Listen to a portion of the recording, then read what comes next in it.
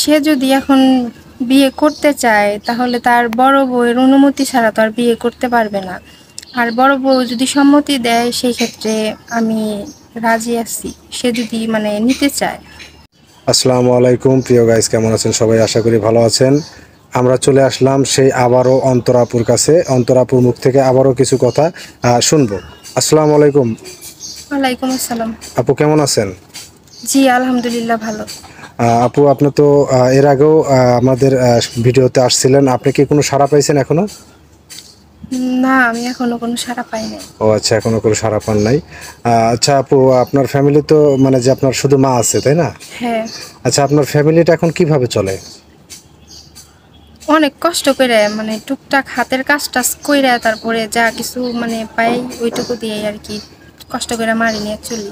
ও আচ্ছা আচ্ছা, যে আপনি কি হাতের কাজ জানা আছে না? হ্যাঁ, হাতের কাজ জানি।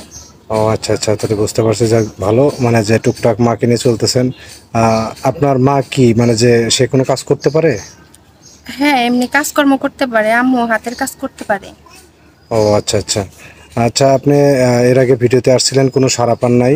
আসলে দুঃখজনক কথা, কারণ হয়তো কারো ভালো একটা মানুষের নজরে পড়ে নাই, যদি পড়তো অবশ্যই সাড়া পাইতেন। তো আপনার কেমন ছেলে পছন্দ, কেমন ছেলে হলে পরে আপনি তাকে অ্যাকসেপ্ট করবেন? মন মানসিকতাটা জানি একটু ভালো থাকে, আমারে জানি খাওয়াইয়া পরে একটু সুখ শান্তিতে রাখতে পারে। ও আচ্ছা আচ্ছা।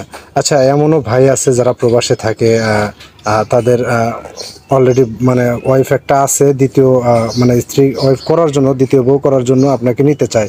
সেক্ষেত্রে আপনি কি বলবেন? আপনার কথা কি থাকবে?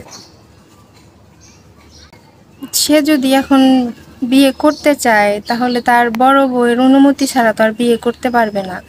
আর বড় বউ যদি সম্মতি দেয় সেই ক্ষেত্রে আমি রাজি আছি, সে যদি নিতে চায়। ও আচ্ছা।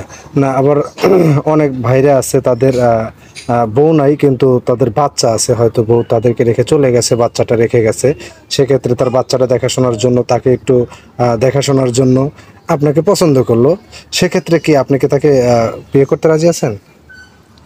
এখন মানে সে যদি আমারে ভালো রাখতে পারে খাওয়ায় পরে, তাহলে আমি কেন তার সংসারটা দেখতে পারবো না? অবশ্যই চেষ্টা করব সন্তান সহ মাইনে নেওয়ার জন্য। মাইনে নিয়ে আমিও জানি ভালো থাকতে পারি, তাদেরকেও জানি ভালো রাখতে পারি। যাক, আপনার কথাগুলো শুনে অনেক ভালো লাগলো, অনেক সুন্দর কথা বলছেন।